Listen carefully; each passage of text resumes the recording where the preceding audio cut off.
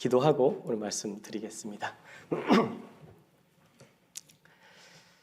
우리를 사랑하시는 아버지 하나님, 참으로 감사를 드립니다.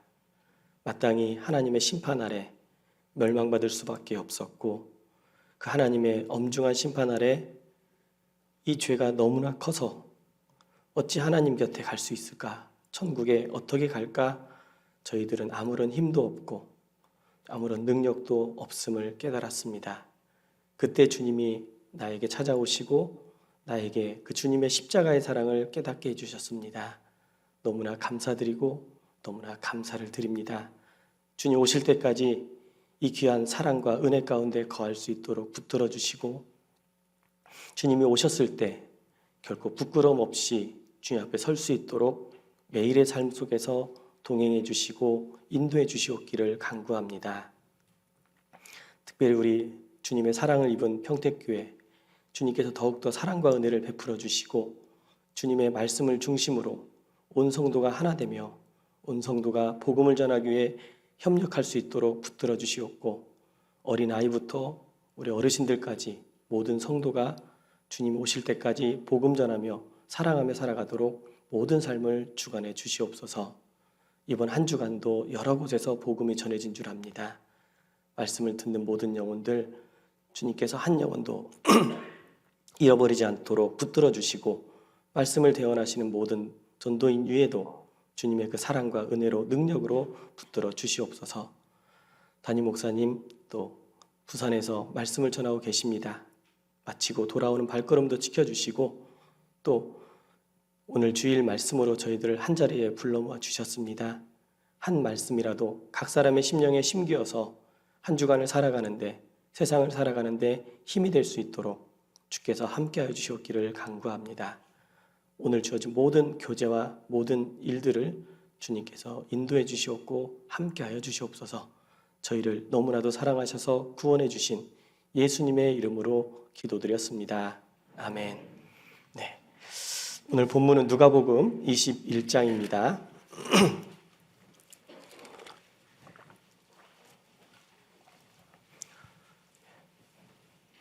누가복음 21장 34절로 36절 말씀입니다.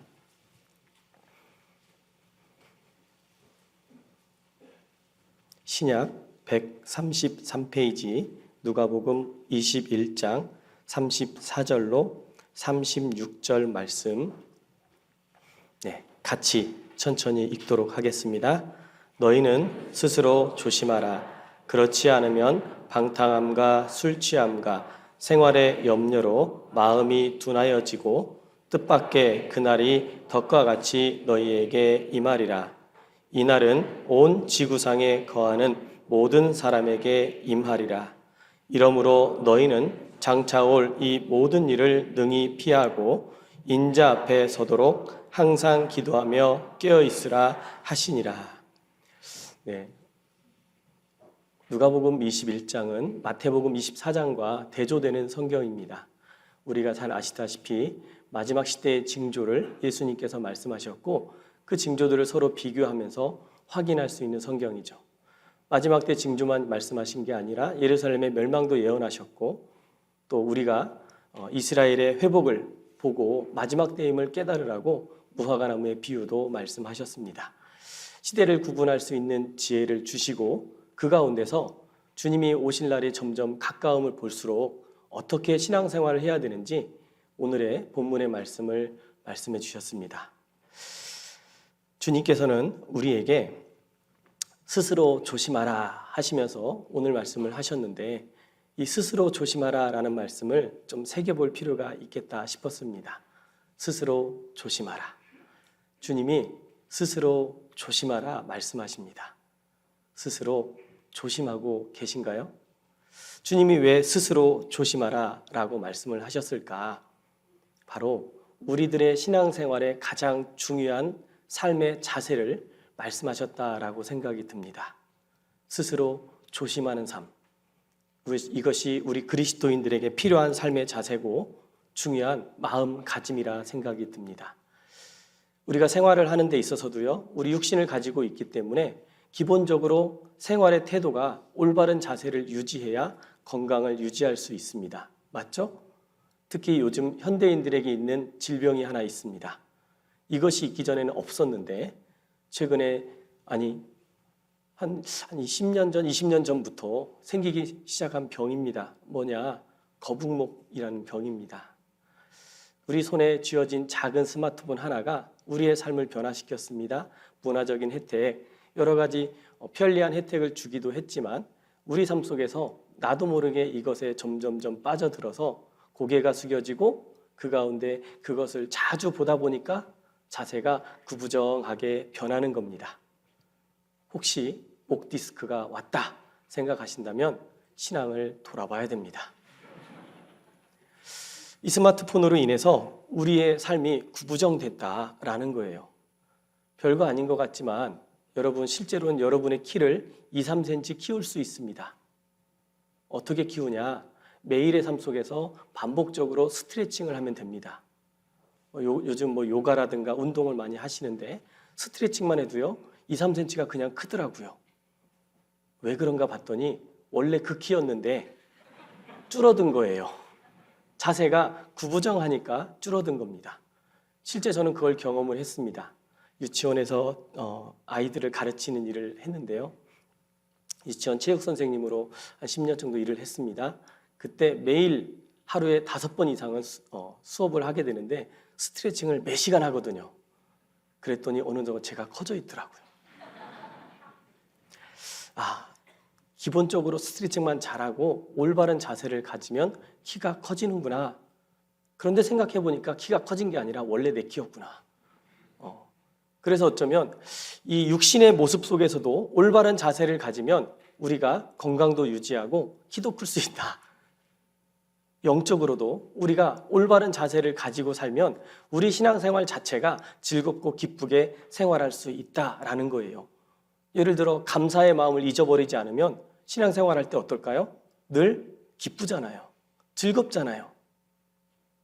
아닌가요? 네. 우리가 주님 앞에서 내 삶의 태도가 스스로 조심하는 삶이 필요하다는 겁니다. 주님이 스스로 조심하라 이렇게 말씀하신 것은 필요한 삶의 자세이기 때문에 그래요. 그러면 스스로 조심하라 라는 뜻이 무엇일까 생각해 보니까 바로 자원하는 마음이라 생각이 들었어요. 스스로 조심하는 것은 자원하는 사람이 하는 거거든요. 누군가가 시켜서 하는 수동적인 태도가 아니라 능동적으로 스스로 자원해서 신앙생활을 하는 태도입니다. 우리 삶 속에서 소소하게 그런 일들을 경험해 봤을 겁니다. 누군가 시켜서 하는 것은 그리 유쾌하지 않습니다. 저도 자녀를 키우고 있고 저도 한때 자녀였던 적이 있기 때문에 그런 경험이 있습니다. 사람인지라 내 방을 가만히 보면 심란할 때가 있습니다. 그래서 마음속으로 생각합니다. 드디어 청소할 때가 다가오는구나. 청소해야지. 그런데 오늘은 안 돼. 바빠. 청소해야지. 그런데 여전히 나는 바빠. 청소해야지. 미뤘습니다. 임박할 진노가 찾아오죠. 어머니가 문 여는 소리가 들리는 순간 엄한 소리가 들립니다. 이게 사람 방이냐 돼지우리냐. 분명 어머니도 참고 기다리다가 말씀하셨을 텐데 자녀된 입장에서 내가 분명히 스스로 해야지 생각하고 있었는데 어머니의 그 말 한마디가 나의 능동적인 마음을 싹 꺾어버립니다. 그런 경험 있으시죠? 양심이 있을 겁니다. 참 희한해요. 내가 스스로 하려고 했을 때는 안 돼요. 그런데 다음 미루고 있을 때 누군가 얘기하면 내가 해야지 마음 먹었음에도 불구하고 그 말 듣는 순간 짜증이 나고 하고 싶은 마음이 싹 사라진다는 거예요. 왜 그럴까? 부모님에게 잘못이 있을까? 자녀에게 잘못이 있을까? 아니에요. 둘 다 잘못이에요. 부모님은 좀 더 이왕 기다려준 김에 더 참으셨어야 됩니다. 자녀는 이왕 하려고 했던 거 빨리 했어야 돼요. 이왕 하려고 했던 거니까. 그런데 하지 않아서 그 사단이 난 거니까. 마찬가지입니다. 우리 신앙생활 속에서도 우리가 분명히 잘해야지, 열심히 해야지 마음 먹고 있죠? 마음 먹었습니다. 그런데 왜 지금 이 모습일까? 왜 그럴까요? 하지 않은 거예요. 여전히 결심만 하고 있는 겁니다. 여전히 마음만 먹고 있는 거예요. 누군가 옆에서 찔벅찔벅 찔러주기를 기다리는 사람도 있더라고요. 왜 그러냐는 거예요. 어차피 하기로 마음 먹고 어차피 해야 되겠다 생각이 들면 하면 되거든요. 안 그런가요? 하면 되잖아요. 그런데 왜 기다리고 있냐라는 거예요. 왜 주저하고 있냐라는 거예요. 우리가 신앙생활 하는 데 있어서 스스로 조심해야 될 중요한 이유가 있습니다. 바로 주님이 나를 먼저 사랑해 주셨기 때문에 그래요. 먼저 주님이 나를 사랑해 주셨고 나에게 주님이 큰 은혜를 주셨습니다. 인간의 인생이 아무리 길어도 100년을 넘지 못하는데 100년밖에 살지 못하는 그 인생에게 영생을 주셨잖아요. 그 영생을 주시기 위해서 하나님이 친히 사람의 몸을 입고 이 땅에 오셔서 나를 위해 그 십자가를 묵묵히 지어주신 거예요. 갈라디아서 2장 20절은 모든 그리스도인의 마음에 심겨져야 될 말씀이죠. 암송하고 계시죠? 세 분 암송하시네요. 암송하셔야 됩니다. 이 말씀은요. 개인적으로 새신자부에서 교제할 때 새신자 구원받으면 꼭 이 말씀을 같이 암송하자고 했습니다. 이 말씀을 계속 암송하면서 저도 새겨졌습니다. 갈라디아서 2장 20절은 내가 그리스도와 함께 십자가에 못 박혔나니 그런즉 이제는 내가 산 것이 아니요 오직 내 안에 그리스도께서 사신 것이라. 내 안에 그리스도가 사시는데 이제 내가 육체 가운데 사는 것은 여기가 포인트입니다. 같이 해볼까요? 나를 사랑하사 나를 위하여 자기 몸을 버리신 하나님의 아들을 믿는 믿음 안에 사는 것이라. 여러분 평택역 앞에 가서요. 저 좀 사랑해 주세요 해보세요. 누가 알아줄까요? 누가 안아줄까요? 누가 나를 깊이 사랑해 주겠냐고요. 물론 누군가가 안쓰러워서 불쌍해 보여서 한 번쯤은 안 알아도 줄 수 있겠죠.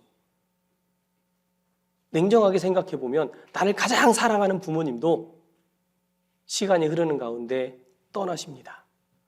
나를 가장 사랑했다고 한 그분도 결국 떠나더라는 거예요. 그런데 나를 사랑하는 주님은요.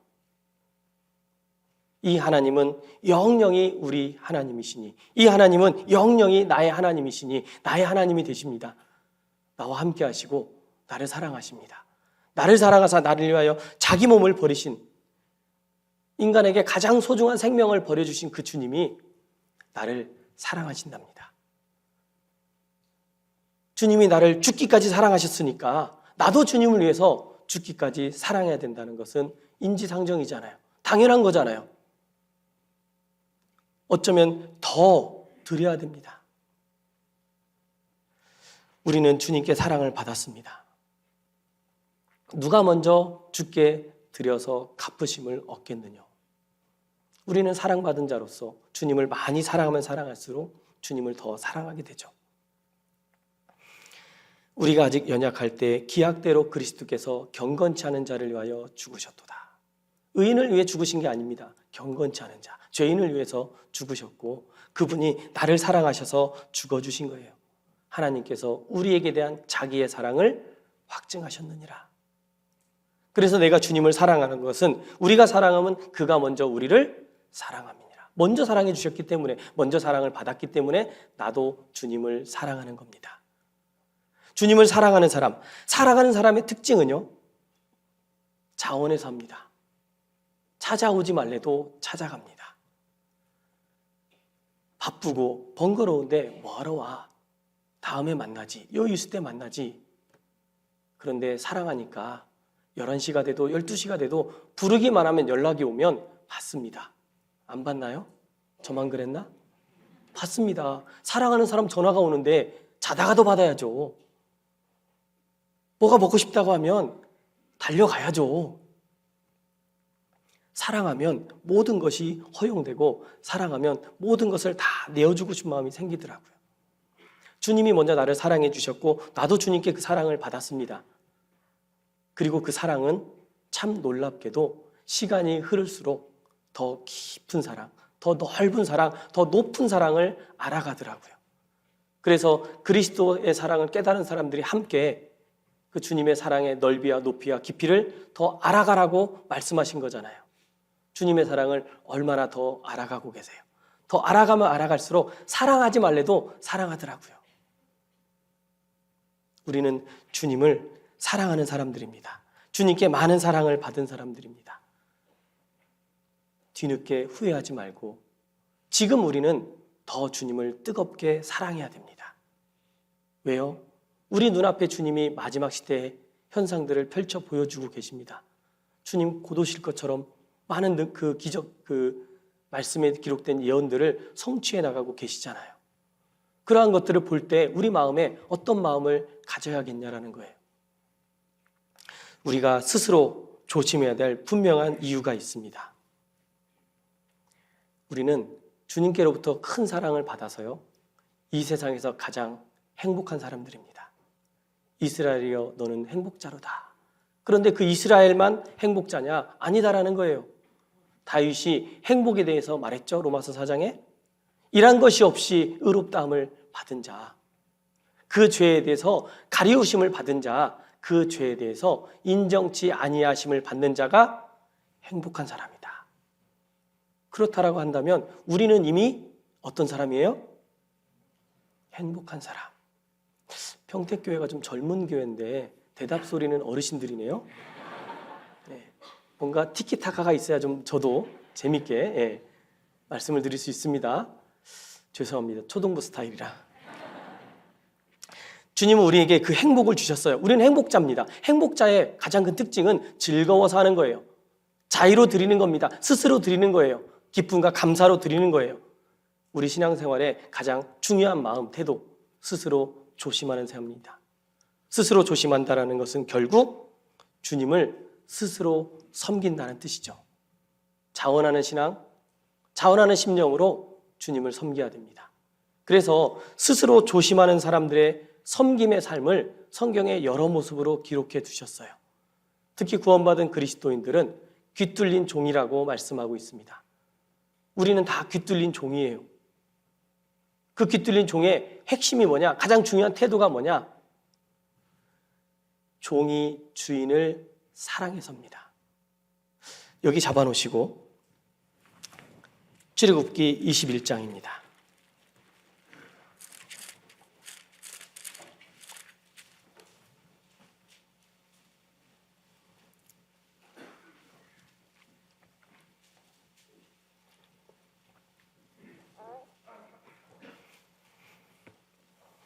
출애굽기 21장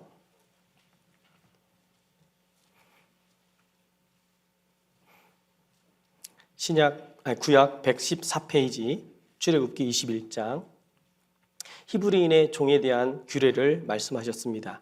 동족이기 때문에 유대인들을 종이 혹시 삼게 되거든 7년이 되면 값없이 나가라 자유하게 해주게 말씀하셨는데 그 가운데서 종이 주인을 사랑한다면 이렇게 하라고 되어 있습니다.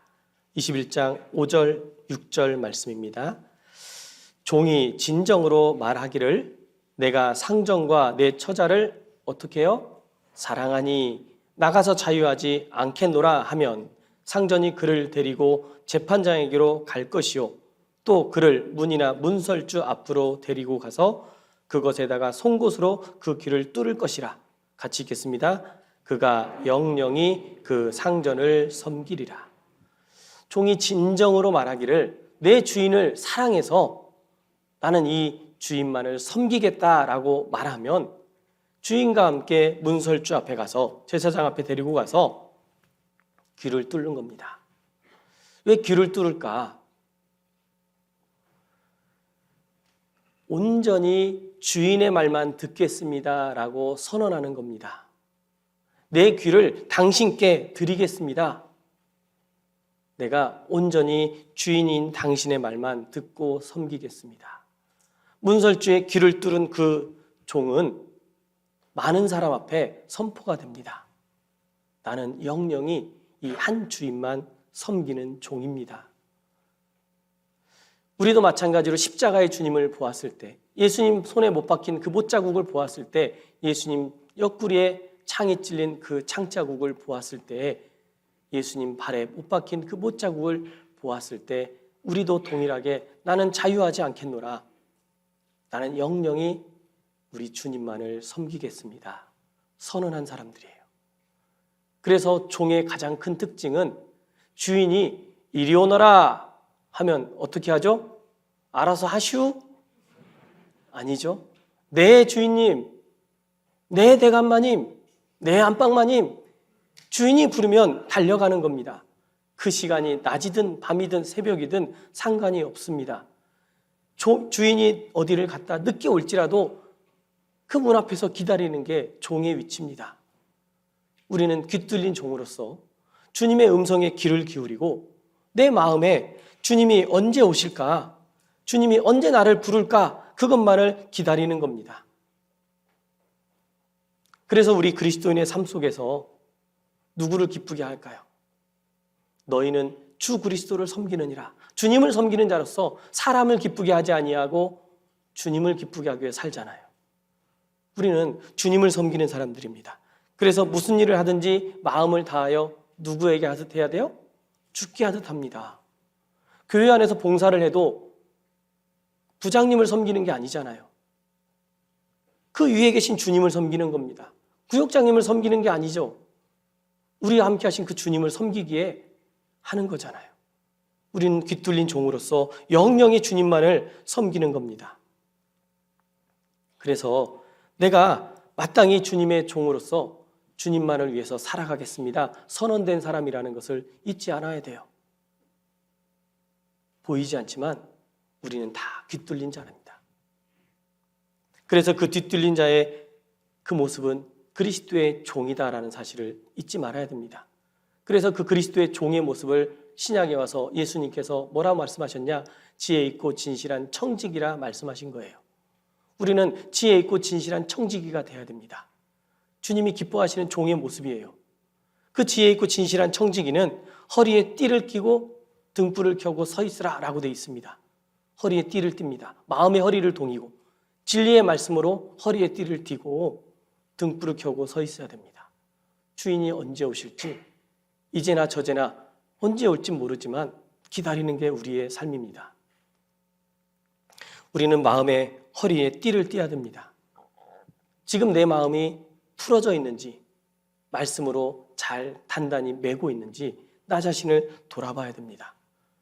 또 이 지혜 있고 진실한 청지기는 때를 따라 양식을 나눠준다라고 되어 있습니다. 때를 따라 양식을 나눠준다. 육신의 양식을 나눠주듯이 우리도 안으로는 형제자매를 사랑하고 밖으로는 복음을 전해줘. 주님의 그 종에게 가장 큰 일은 바로 주님의 이 양식, 주님의 이 말씀을 전하는 겁니다. 아직 깨닫지 못하고 아직 알지 못하고 이 복음의 말씀을 들어야 되는 많은 영혼들이 있습니다. 그들에게 누가 전해야 될까? 지혜 있고 진실한 청지기는 주인이 그것을 기뻐하는 것을 알기 때문에 내가 힘써 전하는 겁니다. 그리고 알고 보면 내가 먼저 받아보니까 이 복음이 너무나 귀해서 전하는 거잖아요. 너희에게 전한 복음이 곧 이 말씀이니라. 우리는 그 말씀을 통해 구원받았고 이 말씀을 알지 못하는 이들에게 전하는 겁니다. 때를 따라 양식을 나눠줘야 됩니다. 안으로 형제자매들과 교제할 때 때를 따라 양식을 나눠줘야 됩니다. 마음의 고통 중에 있는 사람에게는 위로의 말씀을 줘야 되고 두려움에 사로잡힌 자에게는 담대함의 말씀을 나눠줘야 되고 지혜가 부족한 자에게는 지혜의 말씀을 나눠줘야 됩니다. 우리가 서로 위로해주고 권면해줄 때 사람의 말로 하는 게 아니잖아요. 하나님의 말씀으로 그들을 붙잡아줘야 됩니다. 사도 바울도 에베소 교회 성도들에게 3년 동안 눈물을 흘리며 그들을 가르쳤습니다. 로마로 압송되어서 이제 복음을 전하러 가야 되는데 더 이상 보지 못할 것을 알았고 그들에게 이렇게 말합니다. 은혜의 말씀께 부탁하노니. 결국은 말씀께 부탁한 겁니다. 사도 바울도 그 에베소 교회 성도들을 말씀께 부탁했습니다. 우리도 동일하게 형제자매들과 교제할 때 말씀께 부탁해야 돼요. 나의 지식과 내 경험으로 위로하는 게 아니라 나에게 주신 그 말씀, 나에게 깨닫게 하신 그 말씀, 그 진리의 말씀으로 형제자매들을 위로해주고 붙들어주면 주님이 우리 안에서 역사하십니다. 때를 따라 양식을 나눠줘야 됩니다. 그리고 그 지혜 있고 진실한 청지기는 주인의 뜻을 알고 행합니다. 주인의 뜻을 알고 행함으로 말미암아 주님이 기뻐하시는 삶이 무엇인지를 안다라는 거죠. 그래서 늘 말씀에 밝히고 말씀 속에서 무엇이 주님의 뜻인지를 헤아려가는 그 주님이 기뻐하시는 종의 모습입니다. 우리는 지혜 있고 진실한 청지기의 삶을 살아야 됩니다. 그런데 우리가 사는 이 시대는 참 놀랍죠?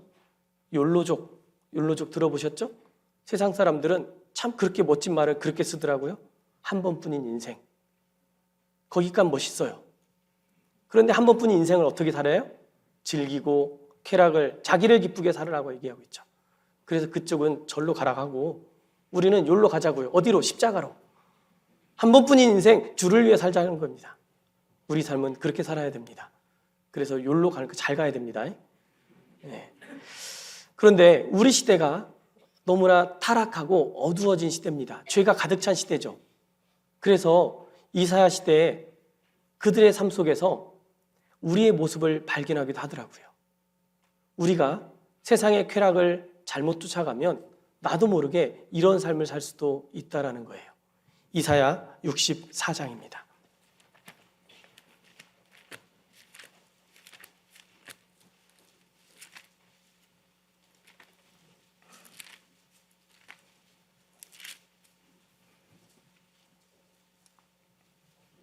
이사야 64장 7절입니다. 구약 1045페이지.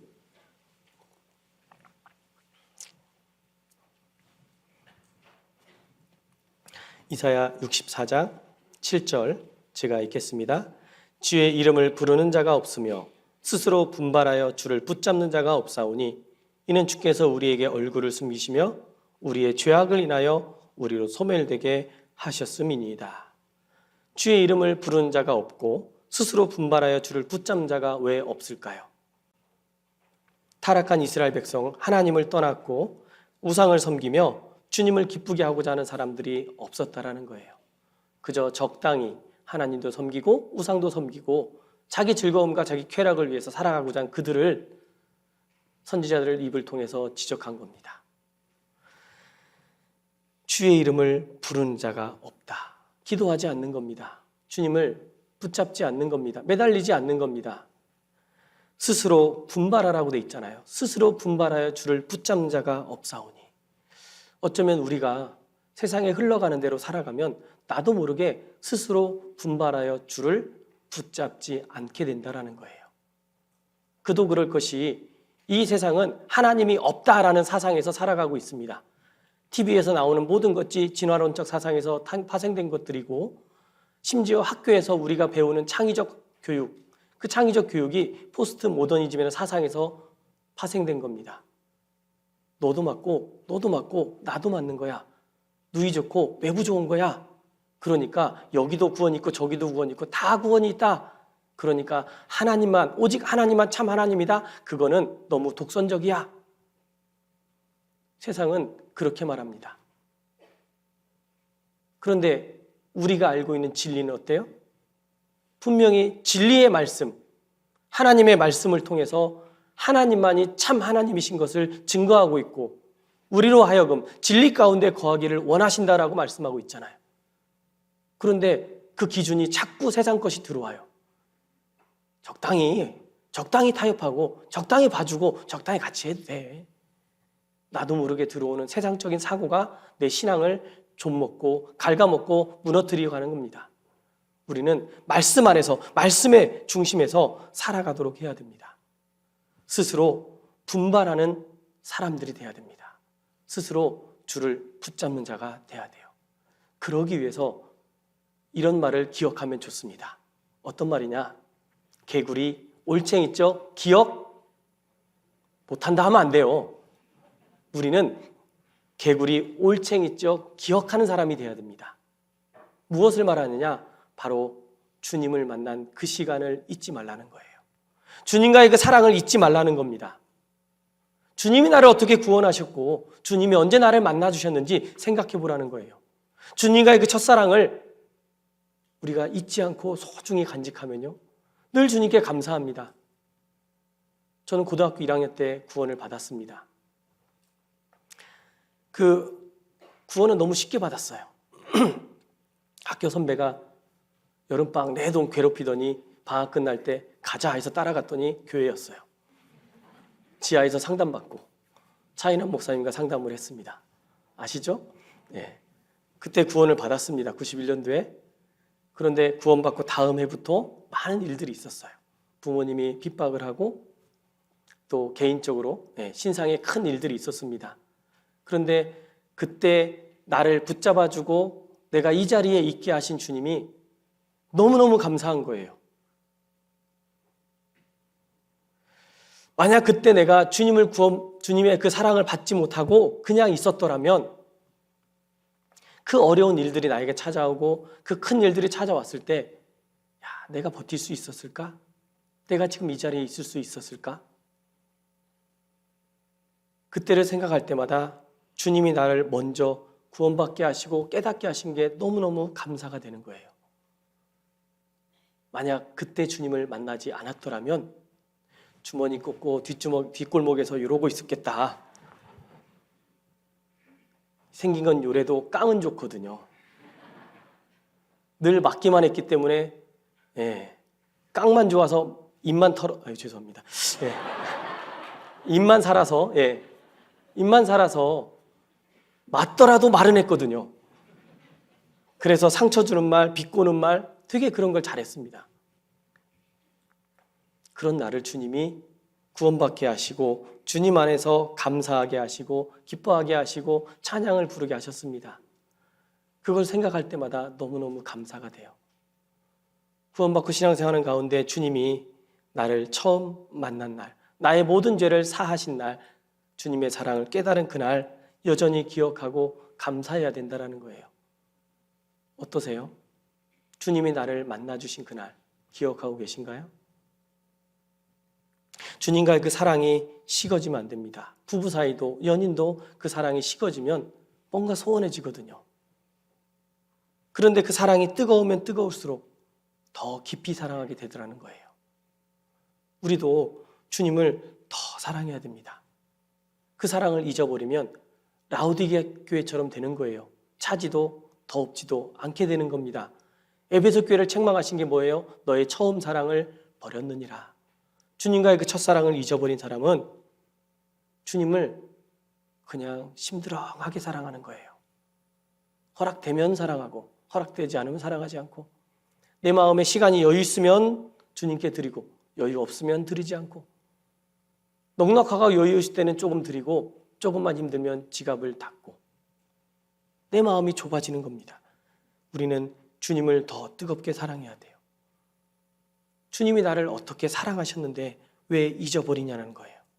우리는 사랑 안에서 스스로 세워가는 사람들이 돼야 됩니다. 몸된 교회 안에서 스스로 세워가는 사람들이 돼야 돼요.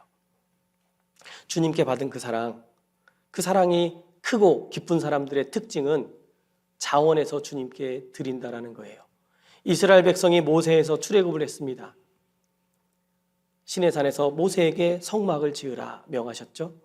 모세는 백성들에게 하나님의 말씀을 전했죠. 그 말씀을 들은 백성들 중에 어떤 사람들이 주님께 나아왔냐라는 거예요. 무릇 자원하는 자와 마음에 감동된 자가 하나님께 나와서 성막을 짓기 위해 필요한 물건들을 드렸고 그 성막이 지어져 갔습니다. 알고 보면 그들이 애굽에서 나올 때 하나님이 명하셨거든요. 애굽에서 나올 때 애굽 백성들에게 모든 것을 구해라. 그러면 얻을 것이다. 실제로 그들이 나올 때 구했습니다. 애굽 백성들이 다 주었다라고 돼 있어요. 왜? 빨리 가. 빨리 나가라. 다 얻었습니다. 그리고 그들이 성막을 지을 때 드렸던 것은 노예로 살았는데 무엇이 있었겠어요? 노예로 살았는데 금이 은이 어디 있습니까? 노예로 살았는데 무슨 가죽이 어디 있어요? 애굽 백성들에게 얻어온 것, 하나님이 우리를 출애굽시키셨고 하나님이 우리를 구원하셨고 바다를 가르시고 인도하신 그 하나님이 우리와 함께 하려고 성막을 지으라 하셨으니 예 주님 이거 주님께 드립니다. 주님께 받은 것을 주님께 드린 거예요. 무릇 마음에 감동된 자, 무릇 마음에 자원하는 자, 이게 바로 우리의 신앙생활이 되어야 되는 거죠. 우리가 어떤 주님의 사랑을 받았는데, 다윗과 이스라엘 백성들이 하나님의 성전을 짓고자 했을 때 하나님이 네 아들 때에 지으리라. 다윗은 그 말씀을 듣고 기뻐했습니다. 비록 자기 때에 짓지는 못하지만 자기 아들 때 성전이 지어질 것을 알고 온 백성들과 함께 어떻게 했어요? 모든 필요한 것을 모았습니다. 그 모았을 때도 뭐라고 되어 있습니까? 온 백성들이 어떻게 드렸어요? 나와 나의 백성이 무엇이간데 이처럼 즐거운 마음으로 들을 힘이 있었나이까. 모든 것이 주께로 말미암았사오니, 모든 것이 주께로 말미암았사오니 우리가 주의 손에서 받은 것으로 주께 드렸을 뿐이니이다. 모든 것이 주께 받은 겁니다. 지금 내 생명, 지금 내 건강, 지금 내 지혜, 내가 가진 모든 것을 주님이 주신 거잖아요. 그래서 온전한 11조도 드릴 수 있는 거고, 아니 이것도 부족해, 더 드리고 싶어, 동참하는 겁니다. 참여하는 겁니다. 함께 하는 거예요. 이 큰 교회당을 지을 때도 많은 성도님들의 그 자원하는 마음이 있었을 겁니다. 그 자원하는 마음이 하나님께서 이렇게 보이는 교회당 모습 속에서도 아름답게 만드신 거라 저는 믿습니다. 우리의 그 자원하는 마음이 결코 식어서는 안 됩니다. 그래서 성경에 레위기에 보면 5가지 제사가 또 기록되어 있습니다. 기억하시나요? 번제, 소제, 화목제, 속죄제, 속건제. 이 5개의 제사가 있는데 그 중에 화목제는 자원제사로 되어 있습니다. 속죄제, 속건제는 반드시 드려야 됩니다. 그런데 각 개인이 하나님께 자원해서 드리는 제사가 있습니다. 그게 바로 화목제거든요. 우리가 신앙생활하는 가운데 기본적으로 구원받은 사람이라면 로마서 12장을 기록하죠. 그러므로 형제들아, 내가 하나님의 모든 자비하심으로 너희를 권하노니 너희 몸을 하나님이 기뻐하시는 거룩한, 점심 드세요, 대답하신 분만, 거룩한 산제사로 드리라. 이는 너희가 드릴 영적 예배니라. 우리 삶 속에서 거룩한 산제사를 드려야 됩니다. 그 거룩한 산제사가 무엇일까? 나를 온전히 드리는 번제도 필요하고, 소제도, 속죄제, 속건제도, 그런데 무엇보다도 자원제사입니다. 내 스스로 감사와 기쁨이 차고 넘칠 때 할 수 있는 화목제. 그 화목제 안에는 감사제가 들어가 있거든요. 감사제. 알고 보면 헌금 중에 감사헌금은 이야기하지 않습니다. 왜요? 알아서 하시거든요. 감사헌금은 자기가 기뻐서 하는 거거든요. 내 삶 속에서 주님께 늘 감사하는 그 삶, 주님께 스스로 드리는 그 감사의 제사가 드려져야 되는데, 그 감사 제사를 드릴 때 반드시 주님께 드려야 될 게 있습니다. 그게 뭐냐? 그 제물에 기름과 콩팥이라고 돼 있어요. 기름과 콩팥. 그 의미는 마음이라고 알려져 있습니다. 주님께서 그 감사 제사를 드릴 때 마음을 드리라라는 거거든요. 실제로 감사 제사는 마음에 기뻐서 드리는 거니까요. 그래서 잠언에는, 잠언 23장 26절에는 아들아, 내 마음을 내게 주며, 내 아들아, 내 마음을 내게 주며, 주님이 우리의 마음을 원하시잖아요. 그 마음이 바로 스스로 조심하면서 주님께 자원함으로 드리는 마음인 겁니다. 우리는 신앙생활하는 가운데 분명히 그렇게 살고 있습니다. 그래서 그 마음이 여전히 식지 않고 여전히 주님을 뜨겁게 사랑하기 위해서 우리가 반드시 가져야 될 태도가 또 하나 있습니다. 우리의 주님과의 사랑을 뜨겁게 유지하는 비결이 하나님의 말씀을 듣는 거잖아요. 특히 신앙을 회복할 때 교제에 떨어졌다 다시 회복하는 분들 어떤 걸 먼저 권면하죠? 전도 집회 말씀을 먼저 듣고 내 구원을 확인하고 주님과의 사랑을 회복하고 열심히 삽시다 하잖아요. 그런데 주님이 하나님 앞에서 매번 드리는 제사에 대해서 이렇게 드려라 라고 말씀의 태도를 가르쳐 주셨더라고요.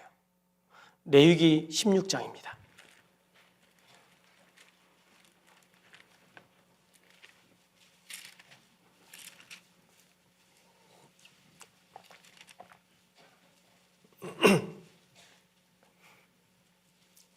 구약 172페이지 레위기 16장 29절로 31절 말씀입니다.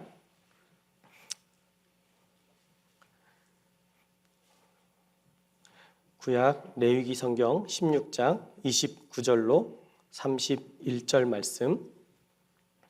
너희는 영원히 이 규례를 지킬지니라. 7월 곧 그달 10일에 너희는 스스로 괴롭게 하고 아무 일도 하지 말되 본토인이든지 너희 중에 우고하는 객이든지 그리하라.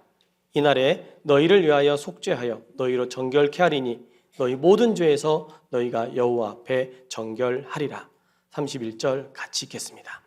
이는 너희에게 큰 안식일인즉 너희는 스스로 괴롭게 할지니 영원히 지킬 규례라. 레위기 16장은 우리가 잘 아시는 유월절 제사에 관련된 겁니다. 유월절 제사는 매년 7월 10일이 되면 모든 이스라엘 백성들이 하나님께 나아와서 드려야 되는 제사입니다. 이 유월절 제사를 통해서 온 백성이 하나님 앞에 1년 1차 죄 용서를 받게 되죠. 그런데 그 유월절 제사를 드릴 때 사람에 대해서 가장 잘 아시는 주님께서 이런 마음으로 드려라 라고 권면하고 있습니다. 어떤 마음이냐? 그 제사를 드리러 나아올 때 너희는 마음을 스스로 괴롭게 하라 말씀하고 있는 거예요. 스스로 괴롭게 하라. 그도 그럴 것이 사람은 반복적이고 반복을 행하는 가운데 익숙해지는 순간 마음이 무뎌집니다. 익숙해지면 참 놀라워요. 운전을 해도 출근길에 늘 익숙하면 딴 생각하면서 회사에 도착해 있어요. 분명히 신호등도 지냈고 많은 차들 좌회전 우회전에서 왔는데 내가 어떻게 회사를 왔지? 익숙하면 주의하지 않아도 가게 되더라는 거예요. 습관이 무서운 겁니다. 그런데 우리가 하나님의 말씀, 특히 이 유월절 제사, 이스라엘 백성들이 하나님께 나아올 때 이 마음의 자세가 중요하다라는 거예요. 한 번은 유튜브에서 이스라엘 백성들이 지키는 유월절 제사에 대한 그 장면을 찍었더라고요. 대제사장이 딱 서 있고 이스라엘 남자들이 다 양 한 마리씩 잡고 칼을 들고 서 있습니다. 그리고 대제사장이 신호를 하니까요, 순간 피가 막 난자합니다. 이스라엘 백성은 기쁨으로 그 일을 하더라고요. 냉정하게 봤을 때 되게 끔찍한 장면이지만 하나님께서 이스라엘 백성에겐 큰 축복 가운데 주신 제사기 때문에 그들은 기쁨으로 하는 모습을 봤습니다. 그런데 문제는 이것이 형식적이 되고 반복적이 되면서 마음에 안일한 마음이 들어가는 순간 그 하나님의 제사를 어떻게 보냐라는 거예요. 그들이 하나님께 나아올 때 깨끗하고 흠없는 양을, 짐승을, 예물을 가지고 나아오라 했는데 이스라엘 시대 그들은 하나님의 마당만 밟았고 병든 것, 저는 것, 옳지 못한 것을 하나님께 드렸습니다. 왜 그들이 그랬을까? 그들 마음속에 하나님을 섬기는 것이 형식적이었기 때문에 그래요. 그 마음이 둔해지고 그저 마당만 밟고 하나님을 섬기는 제사를 가벼이 여겼습니다. 그로 말미암아 엘리 제사장의 두 아들 홈리와 비느하스처럼 여호와의 제사를 멸시하는 일을 하게 되는 거예요. 홈리와 비느하스는 대표적으로 성경에 기록된 불량자들입니다. 여호와의 제사를 멸시하는 그들, 하나님이 불량자라 말씀하셨습니다. 한 번을 나와도, 아니 10년을 나와도, 아니 20년, 30년이 지나도 여전히 하나님께 드리는 제사는 감사와 기쁨으로 경건하게 하나님을 경외하는 태도로 그 제사를 드려야 되는데 익숙함과 안이함과 나태함으로 그 하나님의 제사를 멸시한 거예요. 이것을 우리 삶에 적용해 보면 이렇게 할 수 있다 생각이 듭니다. 우리는 매해 많은 집회를 계획합니다. 대집회도 4번 정도는 계획하죠. 구역 집회, 소집회, 청년의 집회, 여러 가지 회별 집회까지 많은 집회들이 있습니다. 전도 집회 말씀은 큰 틀에서는 비슷하잖아요. 반복적으로 말씀이 전해지죠. 그런데 어느 순간 내가 그 말씀을 듣는 가운데 어떤 마음이 들어요? 오늘의 스토리는 참신하네. 목사님 좀 준비 좀 하셨네. 전도사님 연습 좀 더 하세요. 판단하고 그저 감상용으로 말씀을 듣는 태도가 생기기 시작한다는 거예요. 그 말씀이 어떤 말씀인데 그 말씀을 판단하냐는 거예요. 그 말씀이 어떤 말씀인데 우리가 가벼이 듣냐라는 거예요. 한 사람의 영혼을 살릴 수 있는 말씀입니다. 그 한 사람의 영혼이 내 가족이 될 수도 있고 내 지인이 될 수도 있고 내가 기도하는 영혼이 될 수도 있는데 어느덧 물러가 있는 나의 마음이 그 하나님의 말씀을 듣는데 또 하네. 왜 이렇게 집회가 많아? 또 하네. 또 해. 나도 모르게 그 말씀에 대해서 아무런 감흥 없이 대하고 있는 겁니다. 하나님은 우리의 심령을 아십니다. 그래서 그 하나님께 드리는 제사를 반복적으로 드릴 때마다 그냥 드리지 말고 스스로 괴롭게 하라. 스스로 괴롭게 하라. 이는 영영이 지킬 여호와 앞에 규례라. 우리는 하나님의 말씀을 들을 때마다 마치 처음 듣는 것처럼, 마치 새롭게 듣는 것처럼 들어야 됩니다. 그 말씀이 나를 구원했잖아요. 그 말씀이 이 자리에 있게 한 거잖아요. 그 말씀이 나를 여기까지 인도하셨는데 왜 그 말씀을 무시하냐라는 거예요. 왜 그 말씀을 가벼이 여기냐라는 거예요. 무엇보다도 그 복음의 가장 큰 핵심인 예수님이 십자가에 죽는 그 장면을 볼 때, 처음 그 장면을 볼 땐 끔찍해서 보지도 못했습니다. 그 장면을 볼 때마다 눈물이 났습니다. 주님이 나 때문에, 내 죄 때문에 저렇게 죽으셨는데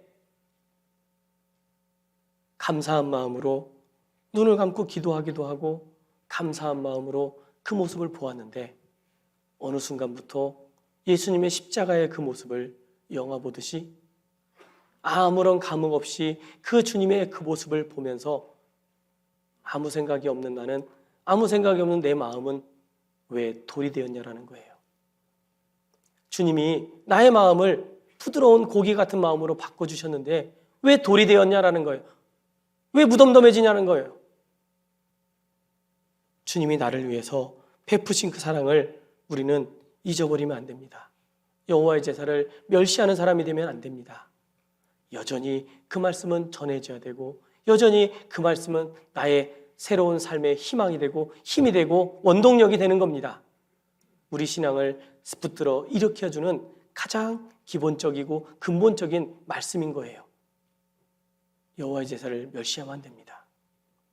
오히려 우리는 그 하나님의 말씀을 들을 때 그 말씀 속에서 하나님이 나에게 무엇을 전해주고 할까?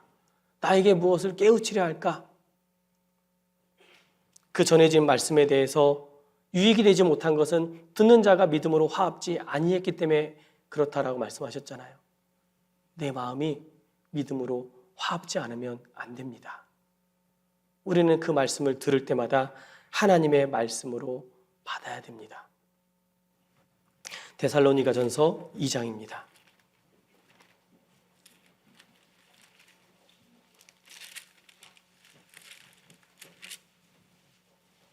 신약 329페이지 데살로니가전서 2장 13절 말씀입니다.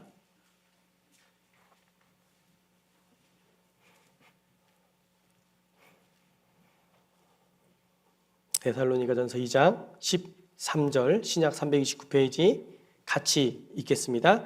이러므로 우리가 하나님께 쉬지 않고 감사함은 너희가 우리에게 들은 바 하나님의 말씀을 받을 때에 사람의 말로 아니하고 하나님의 말씀으로 받음이니 진실로 그러하다. 이 말씀이 또한 너희 믿는 자 속에서 역사하느니라. 하나님의 말씀을 받을 때 사람의 말로 아니하고 하나님의 말씀으로 받으면 어떻게 되느냐? 진실로 그러하다. 이 말씀이 또한 너희 믿는 자 속에서 역사하느니라. 믿는 자 속에서 역사합니다. 말씀을 듣는 가운데 내가 믿음으로 아멘으로 화답하고 믿음으로 그 삶을 살아가면 주님이 역사하신다라는 거예요. 창세기 1장에 하나님이 만드신 세상은 가장 아름다운 세상이었을 겁니다. 그렇죠? 그런데 왜 아름답게 되었을까 생각해 보니까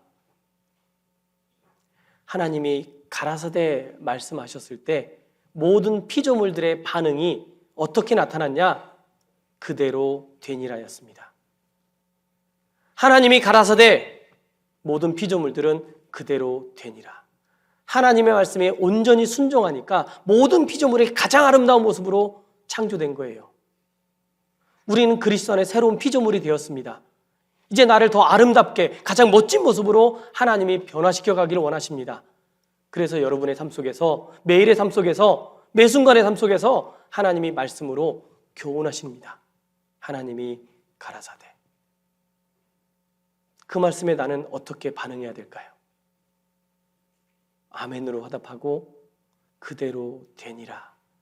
그 말씀이 이루어진다면 내 삶이 더 그리스도인답고 더 빛의 삶을 살고 더 향기로운 삶을 살고 더 주님이 기뻐하시는 모습으로 변하지 않겠냐라는 거예요. 우리는 하나님의 말씀에 대해서 그대로 되니라가 내 태도가 돼야 됩니다. 내 삶이 돼야 됩니다. 그대로 되니라. 너희 믿는 자 속에서 역사하는 그 주님의 말씀, 우리는 정말 순종함으로 살아가야 되고 그 하나님의 말씀을 들을 때에 감사와 기쁨으로 스스로 괴롭게 하며 들어야 됩니다. 그도 그럴 것이 스스로 괴로워질 때도 있잖아요. 죄 가운데 있을 때 말씀이 나를 찌르는 창같이, 찌르는 칼같이 나의 영혼을 찔러 쪼개면 괴롭잖아요. 내 삶 속에서 스스로 괴롭게 함으로 말미암아 주님이 기뻐하시는 그 삶을 살아가야 됩니다. 그래서 우리는 늘 이 찬송을 불러야 된다 생각이 들어요. 목이 정상이면 불러드릴 텐데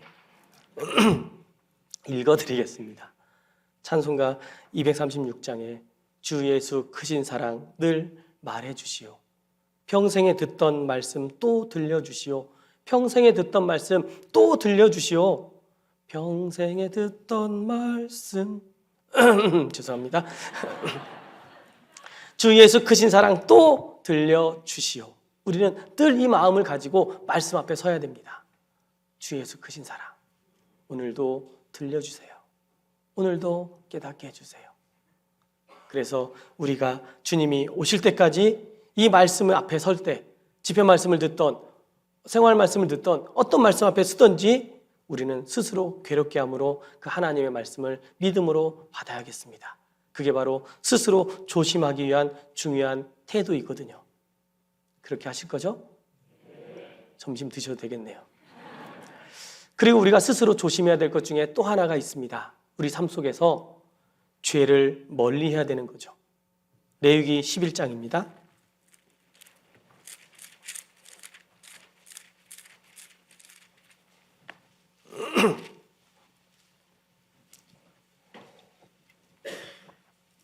구약 162페이지 레위기 11장 44절 말씀입니다.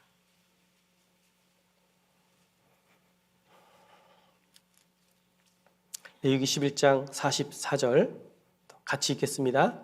나는 여호와 너희 하나님이라. 내가 거룩하니 너희도 몸을 구별하여 거룩하게 하고 땅에 기는 바 기어다니는 것으로 인하여 스스로 더럽히지 말라. 하나님께서 그 백성들을 애굽에서 건지신 것도, 우리를 세상에서 건지신 것도 우리의 하나님이 되시려고 건지신 겁니다. 그래서 그 백성들에게 하나님이 요구하시는 것은 내가 거룩하니 너희도 거룩할지어다. 그 하나님께서 거룩해 해주셨는데 땅에 기는 바 기어다니는 것으로 인해서 스스로 더럽히지 말라 말씀하잖아요. 스스로 더럽히지 말라. 우리는 죄의 유혹을 받기도 합니다. 죄에 대해서 많은 유혹을 받기 때문에 넘어질 수도 있습니다. 그런데 처음에는 유혹을 받아서 넘어지지만 그 죄에 한번 넘어진 순간부터는 참 신기하게도 스스로 그 죄에 빠지기도 한다는 거예요. 우리는 죄에 대해서 멀리 해야 됩니다. 주님이 나를 어떻게 구원하셨는데 그런데 우리가 무슨 말 하리요? 은혜를 더하게 하려고 죄에 거하겠느냐? 그럴 수 없느니라. 죄가 나를 찾아올 때 그럴 수 없느니라. 그럴 수 없느니라. 죄에 대해서 우리가 스스로 멀리하도록 해야 돼요.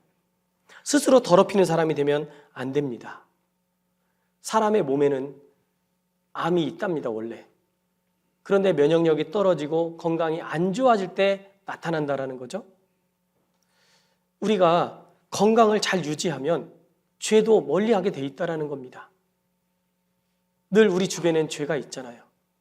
내가 그것을 가까이 하면 할수록 결국은 나도 물들게 된다라는 거예요. 썩은 사과의 법칙 아시죠? 한 아버지가 아들을 봤습니다. 그 아들이 안 좋은 친구와 어울리는 것을 보고 가까이 하지 마라 권했을 때 아들이 듣지 않잖아요. 그래서 아버지가 아들에게 보여줍니다. 아들아, 아버지가 사과를 보관하려고 하는데 여기 싱싱한 사과 10개가 있다. 그런데 딱 한 개만 썩은 거다. 이걸 같이 놓으려고 한다. 왜? 싱싱한 사과가 이 썩은 사과를 좀 싱싱하게 만들어주지 않을까? 아들이 아닌 것 같은데 일주일 후에 그 상자를 열어서 보여줍니다. 다 썩어 있죠? 아들에게 이야기해 줍니다. 아무리 싱싱한 사과가 많더라도 썩은 사과 하나만 있으면 다 썩게 만든다. 그것처럼 그 썩은 사과 한 개가 네 삶을 무너뜨릴 수 있다. 그 작은 죄가 너를 무너뜨릴 수 있다. 그 작은 죄가 나의 삶을 좀먹을 수 있다. 우리는 이 썩은 사과와 같은 작은 죄들을 가까이 놓으면 안 됩니다. 멀리 해야 됩니다. 그래서 우리가 주님께 깨끗하게 드려야 됩니다. 주님이 나를 구원하셨으니까요. 주님이 나를 여전히 사랑하시고 함께하기를 원하시니까요. 그래서 주님과 함께하기 위해서라도 우리는 그 죄를 멀리 해야 되겠습니다. 그리고 우리가 스스로 조심해야 될 게 또 하나가 있습니다. 뭐냐? 교만입니다. 교만이라는 것은 그리스도인이 반드시 주의해야 되죠. 그 교만이라는 것은 성경에 스스로 지혜 있는 채 말라 말씀하셨습니다. 스스로 지혜 있는 채 말라. 우리가 세상을 살다 보니까 많은 지혜도 생깁니다. 능력도 생깁니다. 그런데 결국은 그 모든 지혜와 능력도 알고 보면 주님이 주신 건데 내 스스로 잘해서 된 거다라고 착각한다라는 거예요. 그 교만한 사람의 특징은 유대인처럼 하나님의 의를 모르고 자기 의를 세우려고 힘써 하나님의 의를 복종치 아니하게 됩니다. 말씀은 그런데 삶은 안 그렇잖아. 말씀이 이렇게 하고 있는데 힘들잖아. 어쩌면 말씀이 그러한데 라는 말로 나 자신 스스로 하나님의 말씀을 낮춰버립니다. 교만이라는 것은 하나님 위에 서는 거잖아요. 하나님도 말씀을 높이셨는데 내 스스로 말씀을 낮춰버리면 교만한 사람이 됐다는 거예요. 교만한 사람의 특징은 다른 사람의 충고를 듣지 않습니다. 권면을 듣지 않아요. 우리는 신앙생활하는 가운데 교만한 사람이 되면 안 됩니다. 마귀가 두려워하는 것은 오직 겸손이요 하나님이 가장 미워하는 것은 교만이다. 네, 우리는 교만하면 안 됩니다. 그래서 하나님 앞에 인정받고자 해야지 사람들에게 인정받고자 하면 절대 안 됩니다. 우리는 늘 겸손하게 살아가야 됩니다. 그래서 이것을 주의하셔야 돼요. 이것을 조심하셔야 됩니다. 뭐냐? 예와 두 가지 개구리 시리즈로 말씀드리겠습니다. 교만한 개구리 시리즈 1. 많은 개구리들이 있었는데 그 개구리들의 소원이 하나 있었답니다. 뭐냐? 땅에서만 사니까 하늘 높이 날아보는 것이 소원이었답니다. 하늘을 헐렁하는 새들을 보면서 부럽다. 저 위에서 아래를 내려다보는 기분은 어떨까? 개구리들끼리 얘기했는데 답이 없잖아요. 그런데 한 개구리가 용기를 냈답니다. 죽음을 각오하고 독수리에게 찾아갔습니다. 한 입거리도 안 되는데. 개구리가 독수리에게 내 꿈이 있다. 내 꿈 하나만 성취해다오.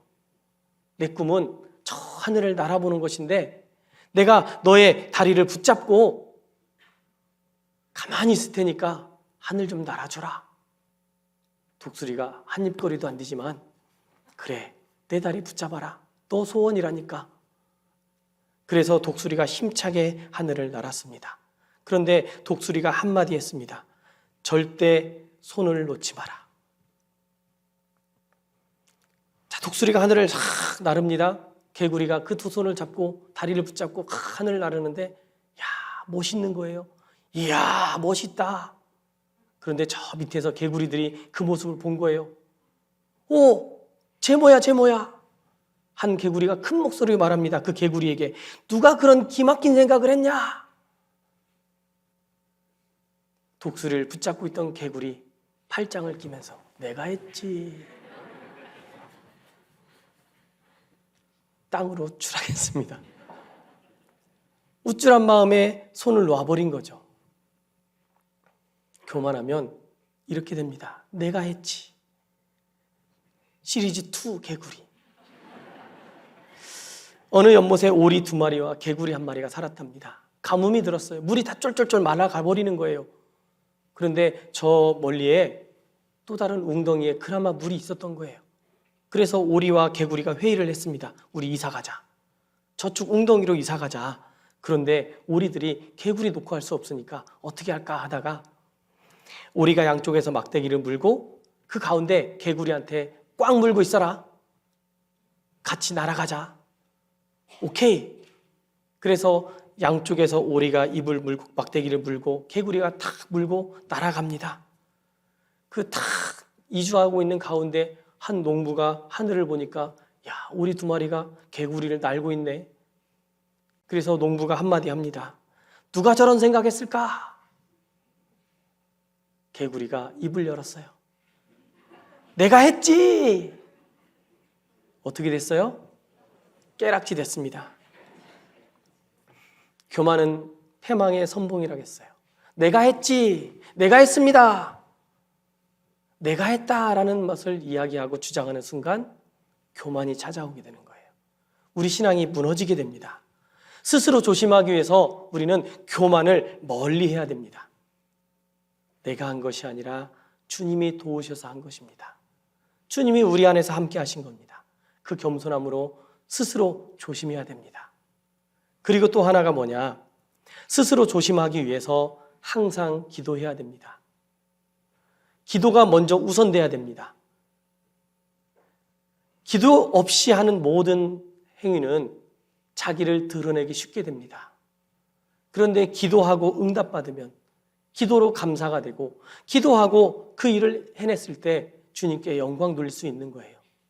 그런데 기도 없이 하면요. 내가 한 거 되는 거잖아요. 모든 일의 시작과 끝을 기도로 시작하고 기도로 마쳐야 됩니다.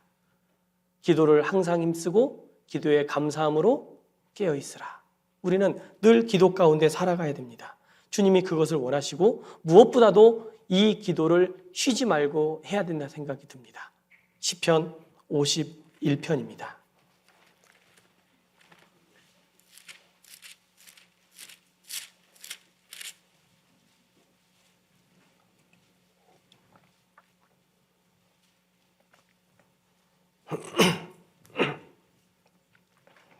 시편 51편 12절 말씀, 구약 838페이지 시편 51편 12절 말씀 같이 2번 읽겠습니다. 주의 구원의 즐거움을 내게 회복시키시고 자원하는 심령을 주사 나를 붙드소서. 주의 구원의 즐거움을 내게 회복시키시고 자원하는 심령을 주사 나를 붙드소서. 주의 구원의 즐거움을 내게 회복시키시고 자원하는 심령을 달라고 기도해야 됩니다. 그것이 우리가 스스로 조심하며 신앙생활을 할 수 있는 비결이 될 겁니다. 주님과의 사랑이 있지 않고 스스로 자원하는 심령, 그 자원하는 심령이 나를 붙든다면 우리는 주님 오실 때까지 믿음의 삶을 충분하게 주님이 기뻐하신 모습으로 살아갈 수 있게 되는 겁니다. 스스로 조심해야겠죠? 그렇게 하실 거죠? 아직 안 끝났습니다. 본문으로 가겠습니다. 누가복음 21장.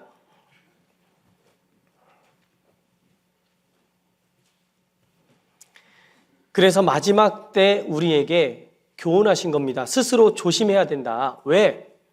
21장 34절. 그렇지 않으면, 스스로 조심하지 않으면 방탕함과 술 취함과 생활의 염려로 우리의 마음이 어두워진다라고 말하고 있습니다. 우리의 마음이 둔해진다라고 말하고 있습니다.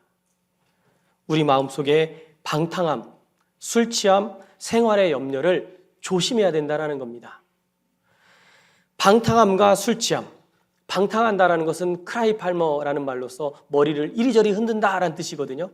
머리를 막 흔들어 보세요. 정신 차려요, 못 차려요? 어지럽잖아요. 방탕한 게 바로 정신 못 차리는 겁니다. 왜요? 취했거든요.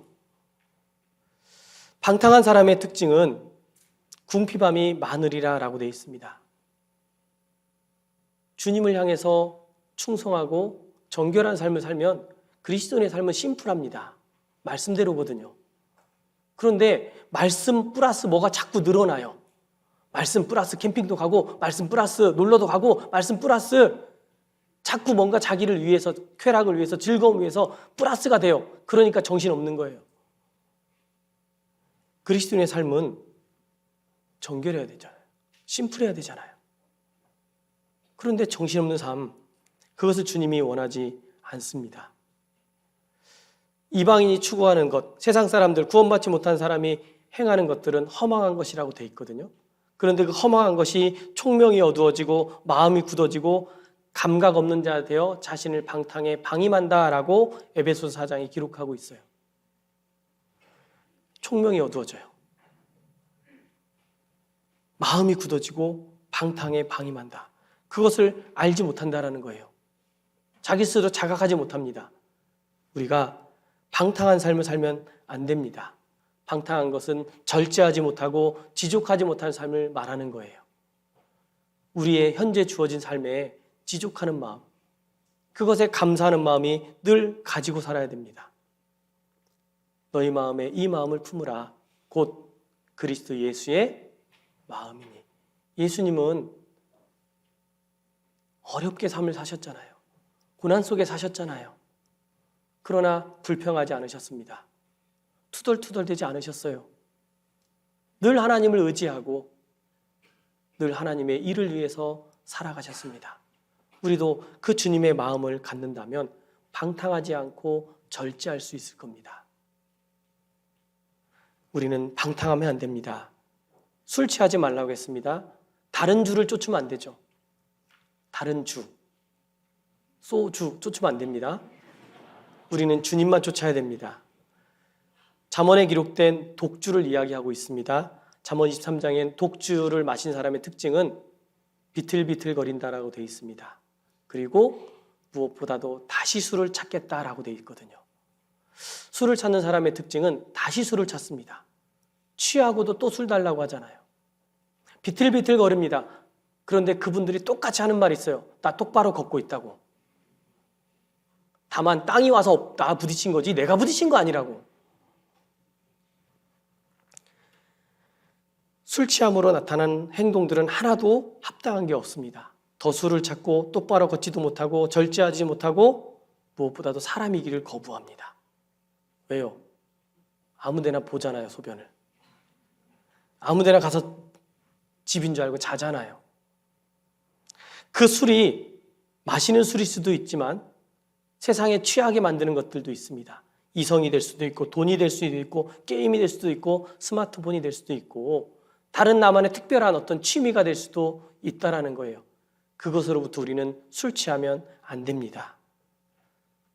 우리가 다른 주가 아니라 오직 나의 주, 나의 하나님만을 섬기는 삶이 돼야 됩니다. 주님으로 취하고 주님의 말씀으로 만족하고 주께서 두신 기쁨에 기뻐하고 복음 전파의 기쁨 안에서 살아가는 것, 그게 우리가 마땅히 취해야 될 성령의 충만함입니다. 우리는 술 취하지 술 취함으로 우리가 어두워지면 안 됩니다. 그리고 또 우리 시대에 너무나 똑같아요. 생활의 염려. 어떠세요? 우크라이나 전쟁이 우리나라에 이렇게 영향을 미칠까 생각하지 못했잖아요. 그런데 물가도 올랐죠? 소비 물가 여러 가지 다 오르는데 월급만 안 오른다고 난리잖아요, 지금. 다 오르는데 월급만 안 올라서 어느 순간 찾아오는 마음의 근심과 걱정. 그 생활의 염려가 왜 찾아올까? 내가 초점이 흐려진 겁니다.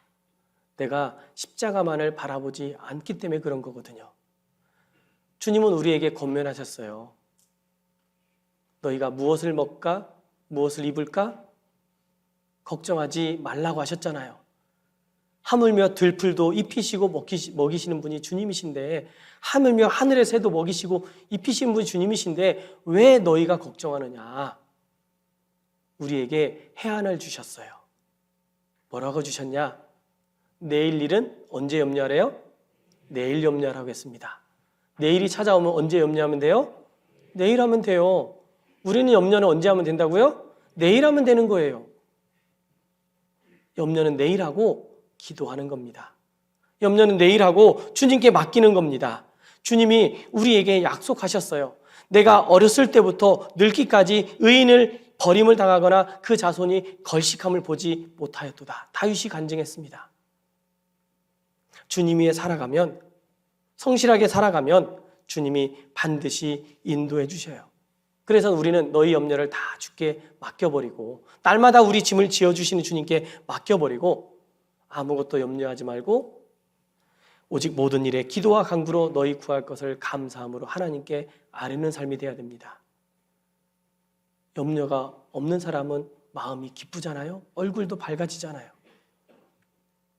우리가 염려에 붙들려 마땅히 해야 될 것을 하지 못하는 그런 일을 당하면 안 됩니다. 그래서 우리는 스스로 조심하는 가운데 방탕함, 술 취함, 생활의 염려로 마음이 둔해지지 않도록 해야 됩니다. 왜 그래야 될까? 우리는 그래야 될 이유가 있습니다. 바로 35절, 36절. 이날은 온 지구상에 거하는 모든 사람에게 이 말이라. 이러므로 너희는 장차 올 이 모든 일을 능히 피하고, 같이 읽겠습니다. 인자 앞에 서도록 했습니다. 인자 앞에 서도록. 인자 앞에 서도록, 주님 앞에 서도록, 주님 앞에 부끄럽지 않게 서도록 깨어서 주님을 만나자라는 거예요. 깨어서 주님 만나려면 스스로 조심하며 신앙생활하면 된다라는 겁니다. 스스로 조심하잖아요. 그 스스로 조심한다라는 것은 결국 무엇일까? 주님이 오셨을 때 그리스도인의 심판대가 있다라고 했잖아요. 나무나 풀이나 짚으로 집을 짓는 것이 아니라 금이나 은이나 보석 같은 믿음으로 주님 앞에 살아가는 겁니다. 스스로 조심하여 사는 삶이 바로 그 금이나 은이나 보석 같은 삶이고, 그 금에서, 그 은에서 찢기를 제하면 주님 보시기에 더 아름답고 더 멋진 모습이 되는 거예요. 그래서 우리는 생명의 말씀을 밝혀 나의 다름질도 헛되지 아니하고 수고도 헛되지 아니하므로 그리스도의 날에 나로 자랑할 것이 있게 하려 함이라. 우리의 모든 것 앞세울 것은 생명의 말씀입니다. 그 말씀을 붙잡고 그 말씀을 따라서 살아가면 주님 오셨을 때 부끄럽지 않게 선다라는 거죠. 아마 지금 이 시간 주님이 오신다면 우리는 대박난 거죠. 왜요? 말씀 듣다 왔으니까. 인정 안 하세요? 그런데 가끔 이런 생각하잖아요. 내가 뭔가 잘못된 행동을 하고 있다가 지금 주님 오시면 어떨까? 부끄럽잖아요, 갑자기. 안 돼! 외치잖아요. 우리가 그 주님 앞에 섰을 때 부끄럽지 않게 서기 위해서 우리가 스스로 조심하면서 무엇보다도 생명의 말씀을 밝히면서 그 말씀대로 살아가기 위해서 힘써야 됩니다. 그래서 우리에게 다시 한번 당부하신 말씀이 항상 기도하며 깨어있으라 말씀하신 거예요. 스스로 조심하라, 결국 기도하며 깨어있으라 말씀하신 겁니다. 기도 많이 하세요? 어떤 기도 많이 하세요? 다 자기 일을 구하되 그리스도 예수의 일을 구하지 아니하는 사람이 되면 안 되겠죠? 우리는 기도하는 가운데 스스로 신앙생활을 잘 지키기 위해서 기도에 힘써야 됩니다. 그래서 이렇게 기도하면 좋겠어요. 골로새서 4장입니다.